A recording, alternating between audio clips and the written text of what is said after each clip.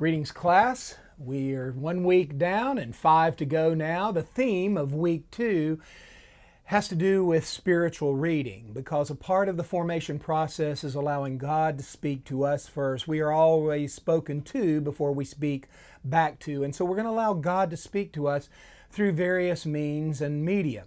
One of the things that we will do is we will talk about reading the Bible. Our primary reading is always reading Scripture, but there are many different ways of doing that. And so I'm going to invite you to explore some methods. We're going to give you some handouts that give you some different methods that maybe you've never tried in spiritual reading before, but also open it up for you to share with us some methods that you have discovered that you have found very, very helpful. The second part of this week, we're going to talk about learning how to read spiritual classics and finding different ways of doing that. And one of the things that I'm going to suggest to you is to just check out a couple of volumes that literally are compilations of spiritual readings from some of the great classics. There are things like the Benson book, Disciplines for the Inner Life, I believe is the name of this book. Really, really good one. Many of you are familiar with Reuben Job's Guide to Prayer for Ministers, or the Wesleyan Spiritual Reader that Reuben Job has also compiled, or even books like this that have just excerpts from the writings of Dietrich Bonhoeffer, and you can spend a whole year with Bonhoeffer.